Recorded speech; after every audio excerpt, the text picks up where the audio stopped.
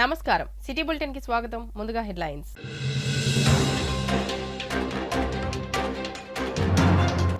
MLA Kova Lakshmi అనుచిత వ్యాఖ్యలపై మండిపాటు నీచ రాజకీయాలకు నిదర్శనమన్న పార్లమెంటు నాయకురాలు ఆత్రం సుగుణ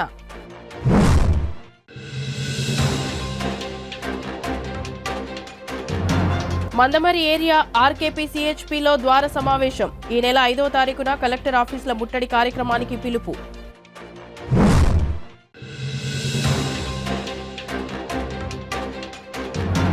డీవీఏ స్కూల్లో ముస్లిం పిల్లలకు సీట్లు కేటాయించాలి స్కూల్లో సీట్లు ఇవ్వకుండా నిర్లక్ష్యం చేస్తే కలెక్టరేట్ను ముట్టడిస్తామని పిలుపు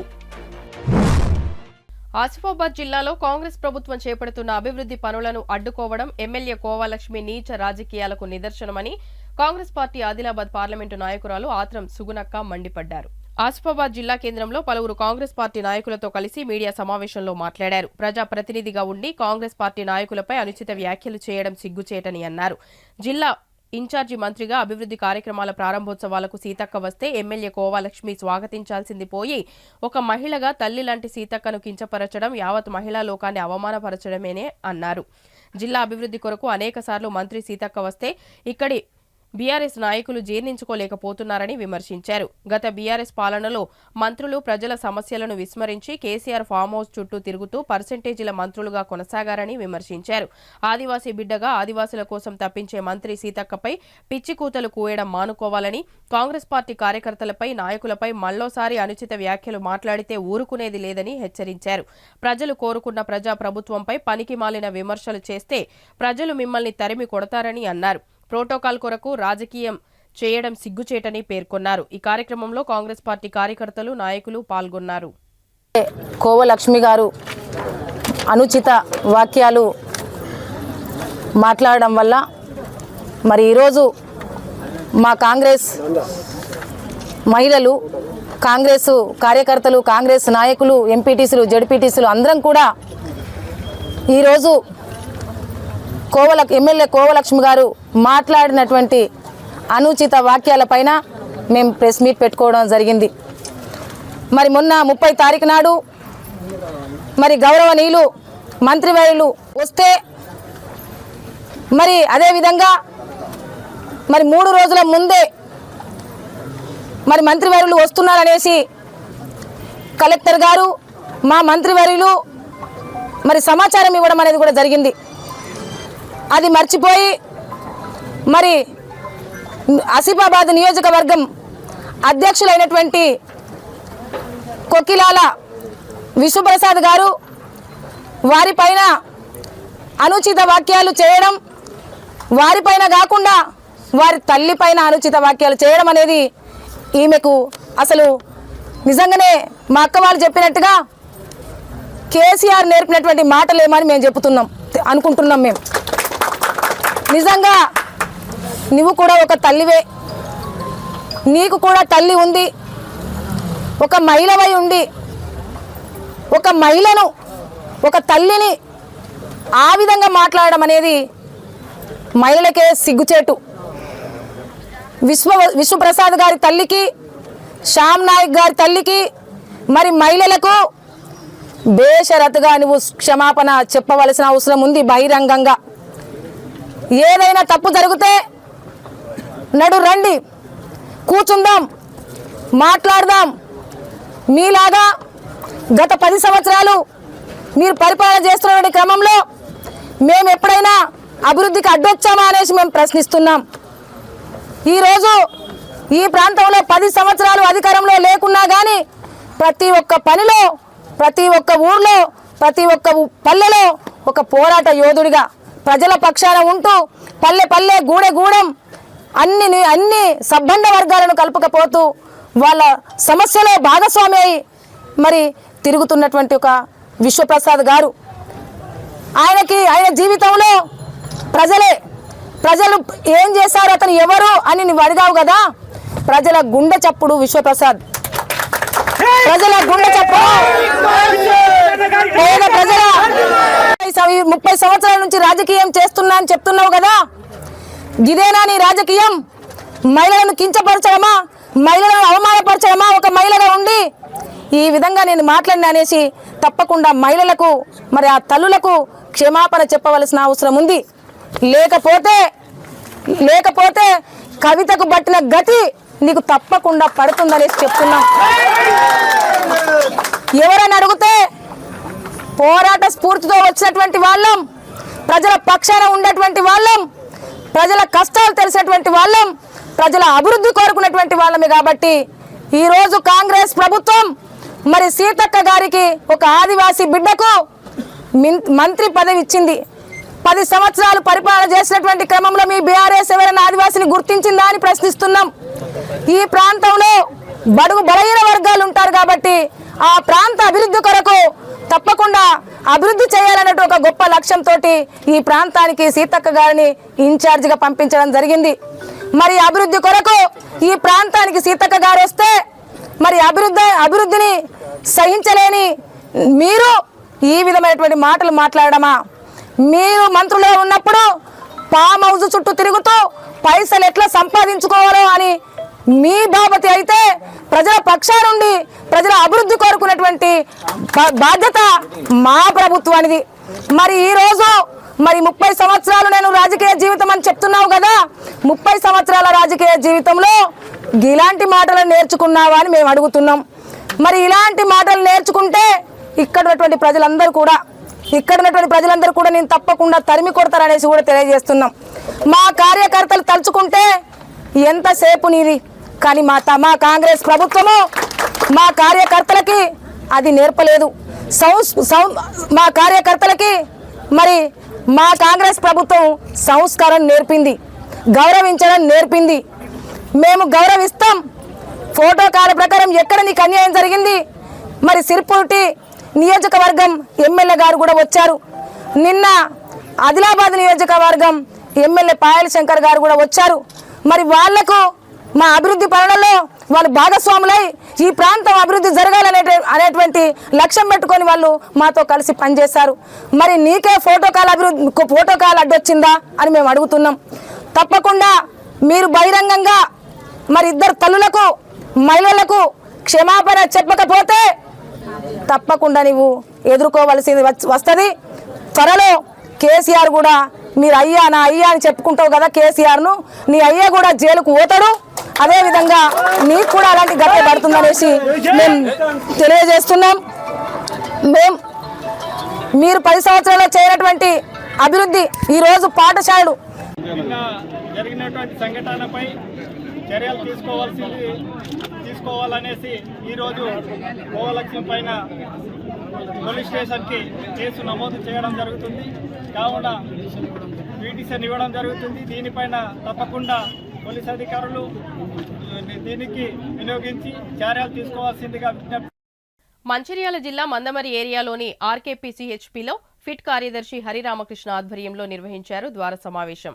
ఈ సమావేశంలో ముఖ్య అతిథులుగా AITUC central secretary Akbar Ali, area vice president Ippakayala Lingaiah పాల్గొన్నారు. ఈ సందర్భంగా అక్బర్ అలీ మాట్లాడుతూ 5వ తారీఖున జరగబోయే కలెక్టరేట్ ఆఫీసుల ముట్టడి కార్యక్రమాన్ని సింగరేణి కార్మికులందరూ కూడా పెద్ద ఎత్తున పాల్గొని విజయవంతం చేయాలని కోరారు.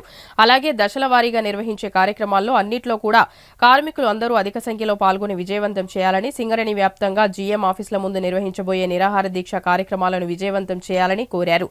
అలాగే తెలంగాణ బిడ్డ అయిన కేంద్ర మంత్రి కిషన్ రెడ్డి సింగరేణి గనులను వేలంలో పెట్టడం దురదృష్టకరమని, సింగరేణికి నామినల్ గా గనులు కేటాయించాలని, అలాగే కోయగూడెంలో ఉన్న గని అరవిందో కంపెనీకి కేటాయించడం బాధాకరమని, ఆ కంపెనీకి సంబంధించిన యజమానులు లిక్కర్ కేసులో అరెస్ట్ అయి జైలు పాలయ్యారని, అలాగే సత్తుపల్లి నెంబర్ 3 గని ప్రతిమా హాస్పిటల్ యజమాని శ్రీనివాసరావుకు కేటాయించారని, ఇప్పటికైనా కేంద్ర ప్రభుత్వం గుజరాత్లో అక్కడ కంపెనీలకు ఇచ్చిన విధంగా తెలంగాణలో కూడా సింగరేణి కంపెనీకి బొగ్గు గనులు కేటాయించాలని కోరారు. ఈ కార్యక్రమంలో RKPCHP AITUC committee member Sridhar Rao, Krishnaswamy, Prajyoth, Duta Bhaskar, Kishore Kumar, Rajendra Prasad, Tirupati, Mallamma, Rajitha, బొంజలు, Ramakrishna, SC ST welfare association deputy general secretary Damera Praveen Kumar, ST association area secretary Angoth Ravikumar మరియు కార్మికులు అధిక సంఖ్యలో పాల్గొన్నారు.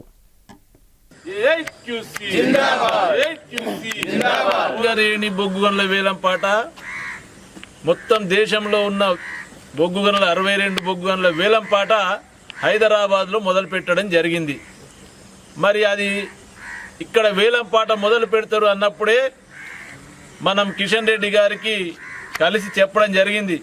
మరి మీరు ఈ తెలంగాణ బిడ్డ సింగరేణి బొగ్గు గనులు ఈరోజు కాదు, నైజాం నవాబు కాలంలోనే ఈ గోదావరి పరివాహక ప్రాంతంలో ఉన్న బొగ్గు మొత్తము తెలంగాణకే చెందాలి, సింగరేణికే చెందాలని రాసిచ్చిండ్రు.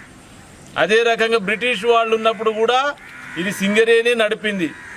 మరి ఈరోజు దేశవ్యాప్తంగా ఉన్న బొగ్గు గనులను వేలం పాటేస్తున్నాం, బొగ్గు సరిపోవడం లేదని చెప్పేసి కుట్ర చేసేసి మరి సింగరేణి బొగ్గు గనులు కూడా కాంట్రాక్టర్లకు అప్పగించడానికి కుట్ర చేసి ఈరోజు వేలం పాట హైదరాబాద్లో నడుస్తున్నది. మరి ఈరోజు సింగరేణి వ్యాప్తంగా ఉన్న కార్మికులు ఒకప్పుడు 1,13,000 నుంచి ఈరోజు వచ్చింది 42,000కు వచ్చారు. తెలంగాణ వచ్చినప్పుడు 64,000 మంది ఉండే. మరి 42,000 మందికి మళ్ళీ 38 వరకు వచ్చింది దగ్గరగా. వీళ్ళకు కూడా కనీసం ఉద్యోగ భద్రత లేకుండా ఈరోజు కొత్త బొగ్గు గనులు రాకపోతే రానున్న రోజులలో నిన్న మొన్నటి వరకు బ్యాంకులు బిఎస్ఎన్ఎల్లో కదా రిట్రెంచ్మెంట్ చేసినట్టు చేసే పరిస్థితి వస్తుంది. కాబట్టి మనం మన బొగ్గు గనులను కాపాడుకోవడానికి పోరాట కార్యక్రమాలు తీసుకొని అందరినీ కలుపుకొని ఈ బొగ్గు గనుల వేలం పాట ఆపాలని చెప్పేసి మనము పోరాటం చేయడం జరుగుతుంది. అందులో భాగంగానే సిపిఐ ఏఐటీసీగా 5 తారీఖు రోజు కలెక్టరేట్ల దగ్గర అన్ని జిల్లాల కలెక్టరేట్లు బొగ్గు గనుల ప్రాంతాల్లో కానీ తెలంగాణ వ్యాప్తంగా కూడా మరి తెలంగాణలో ఉన్న ఒకే ఒక సోర్స్ ఆధారం ఈ తెలంగాణకు బొగ్గు గనులు కాబట్టి వీటిని కాపాడుకోవడానికి ధర్నా కార్యక్రమాలు కూడా చేయడం జరుగుతున్నది. మరి మనమందరము వేల సంఖ్యలో పాల్గొని దాన్ని విజయవంతం చేస్తేనే ఈ ప్రభుత్వానికి కూడా ఏదైనా అవుతుంది. ఎందుకంటే ఇప్పుడు కాంగ్రెస్ ప్రభుత్వం వచ్చింది. గతంలో ఏమన్నాం, టీఆర్ఎస్ ప్రభుత్వం ఉన్నప్పుడు ఎంఎండిఆర్ చట్టాన్ని బలపరచడం ద్వారా ఈ చట్టం వచ్చింది. బీజేపీకి మెజార్టీ లేకపోయినా టీఆర్ఎస్ ప్రభుత్వం అండగా ఉంది కాబట్టి చట్టం రావడము, అందులో వాళ్ళు కూడా సింగరేణిని వేలంపాటలో పాల్గొనొద్దని చెప్పేసి వాళ్ళ సంబంధించిన వాళ్ళను మనకు తెలుసు ఏఎంఆర్ కంపెనీ లాంటి వాళ్లకు మేలు చేకూర్చే విధంగా సింగరేణి వేలంపాటలో పాడొద్దు, మేము కూడా పోరాటం చేస్తాం అని చెప్తే మనం సమ్మె చేసినాము. సింగరేణి ఏమో వేలంపాటలో పాల్గొనలేదు. కోయగూడెం బొగ్గు బ్లాక్లో ఏమో అరబిందో కంపెనీకి వచ్చింది. ఈ అరబిందో కంపెనీ చరిత్ర చూస్తున్నాం కదా. లిక్కర్ కేసులో మన కవితతో మిలాఖత్ అయిన కేసు అది అరబిందో కంపెనీ. వాళ్ళు వాటాదారులు ఆ కోయగూడెం తన్నుకుపోయారు వేలంపాటలోకి వచ్చేసి. అదే రకంగా సత్తుపల్లిలో ఉన్న 3 నంబర్ బ్లాక్ అది దాన్ని కూడా అది కొంచెం మంచిగా ఉన్నది బాగుస్తుంది అనుకుంటే అది కూడా పాల్గొనకుండా చేయడం వల్ల ఈ ప్రతిమ హాస్పిటల్ శ్రీనివాసరావు డైరెక్టర్ మన కరీంనగర్లో ఉన్నాడు, మన అందరికీ తెలుసు. మరి ఆయన దానికి వేలంపాటల్లో పాల్గొనడం వల్ల అది ఆయనకు వచ్చింది. ఈ రెండు కొంచెం పర్వాలేదు అనుకున్నాయి కాబట్టి మరి ఇవన్నీ మనం నష్టపోతాం. కాబట్టి వీటిని కాపాడుకోవడానికి ఏదైతే కార్యక్రమాలు జరుగుతున్నాయో 5 తారీఖు రోజు కలెక్టరేట్ల ధర్నా, అదేవిధంగా 8 తారీఖు నుంచి వారం రోజుల వరకు జిఎం ఆఫీసుల ముందు నిరాహార దీక్షలు ఉంటాయి. కాబట్టి కార్మిక సోదరులందరూ అధిక సంఖ్యలో పాల్గొని విజయవంతం చేస్తేనే మనకు భవిష్యత్తు ఉంటుంది. కాబట్టి తమపర భేదం లేకుండా అందరూ రావాల్సిందిగా కోరుకుంటూ ఈ కార్యక్రమాలను విజయవంతం చేసేసి ఒక హెచ్చరిక చేయాల్సిందిగా మిమ్మల్ని అందరినీ కోరుకుంటూ ఏఐటీసీ ద్వారా ధన్యవాదాలు తెలియజేస్తున్నాను. సింగరేణిని కాపాడుకుందాం, యువత బంగారు భవిష్యత్తును నిర్మించుకుందాం.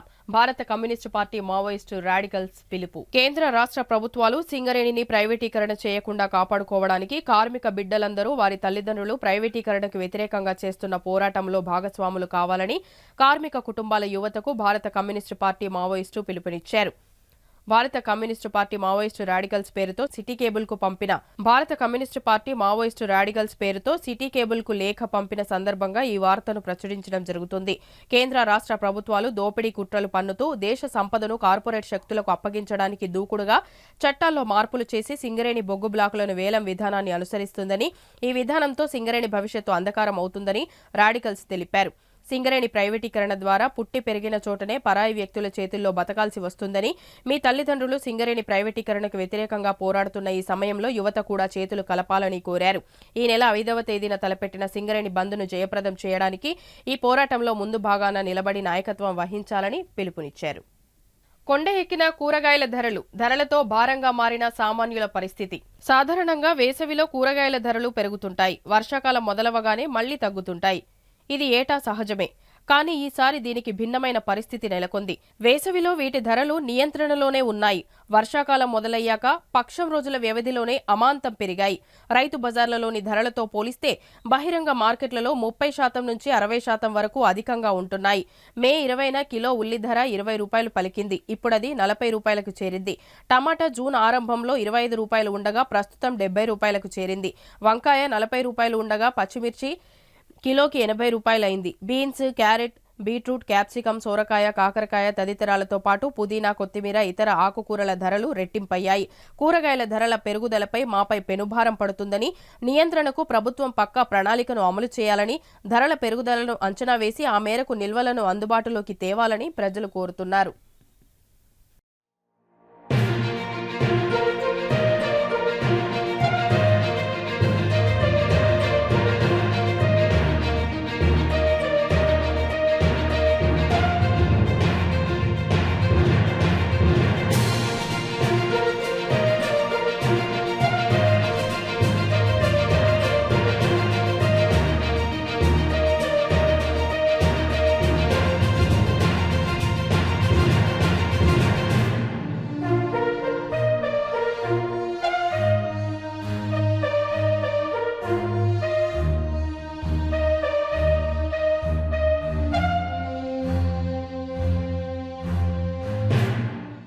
కాశీపేట మండలంలోని దేవాపూర్లో ఓరియంట్ సిమెంట్ కంపెనీ ఆధ్వర్యంలో ఏర్పాటు చేసిన ఢిల్లీకి సంబంధించిన డీవీఏ స్కూల్లో స్థానిక ముస్లింలకు అడ్మిషన్ సీట్లు ఇవ్వడం లేదని, కావాలనే సీట్లు ఇవ్వకుండా నిర్లక్ష్యం చేస్తున్నారని ఎంఐఎం పార్టీ కాశీపేట మండల అధ్యక్షులు ఎండి అలీం ఆగ్రహం వ్యక్తం చేశారు. మంగళవారం కాశీపేట మండల కేంద్రంలోని ప్రెస్ క్లబ్ భవనంలో ఎంఐఎం పార్టీ ఆధ్వర్యంలో సమావేశం ఏర్పాటు చేశారు. ఈ సందర్భంగా ఎంఐఎం పార్టీ మండల అధ్యక్షులు ఎండి అలీ మాట్లాడుతూ, దేవాపూర్లోని డీవీఏ పాఠశాలను ఓరియంట్ కంపెనీ యాజమాన్యం ఢిల్లీ నుంచి తీసుకువచ్చి ఇక్కడ పెట్టిందని, స్థానికులకు మాత్రం సీట్లు ఇవ్వడం లేదని, ముస్లిం పిల్లలకు అసలు సీట్లు ఇవ్వకుండా కావాలనే ఈ విధానాన్ని అవలంబిస్తున్నారన్నారు.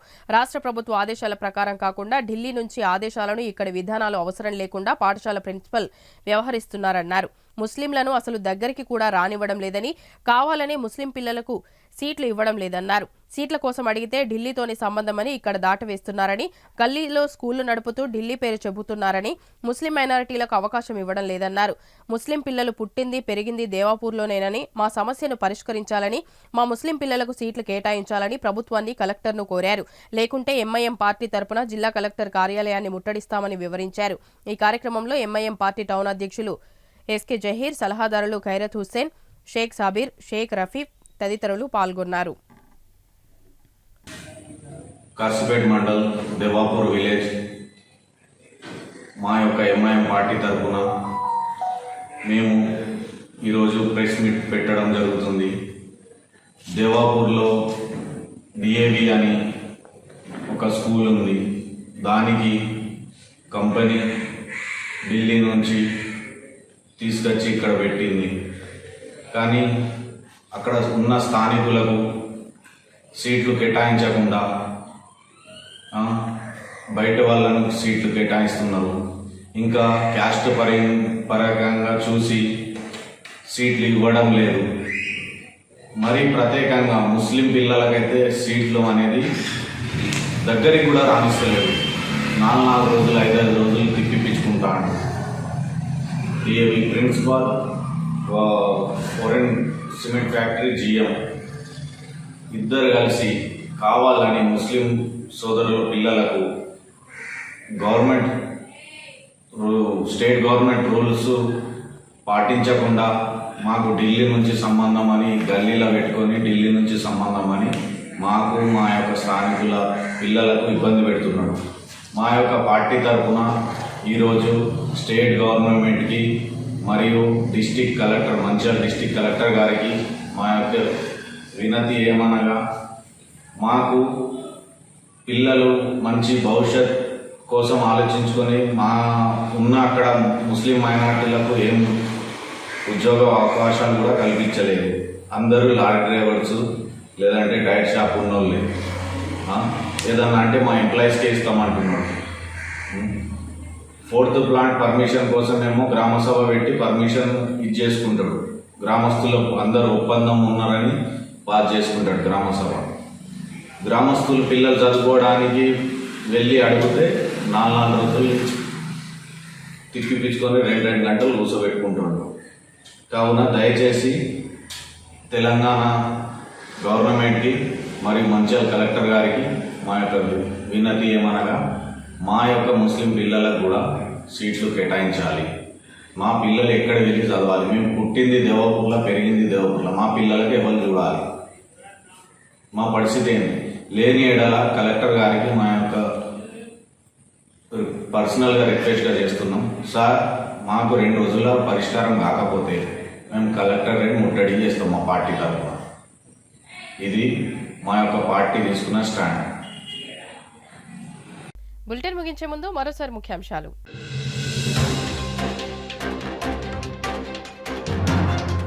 ఎమ్మెల్యే కోవాలక్ష్మి అనుచిత వ్యాఖ్యలపై మండిపాటు. నీచ రాజకీయాలకు నిదర్శనమన్న పార్లమెంటు నాయకురాలు ఆత్రం సుగుణ.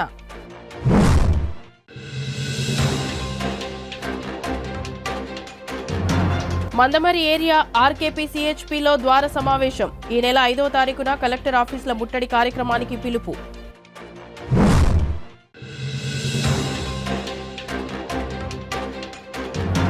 డీవీఏ స్కూల్లో ముస్లిం పిల్లలకు సీట్లు కేటాయించాలి.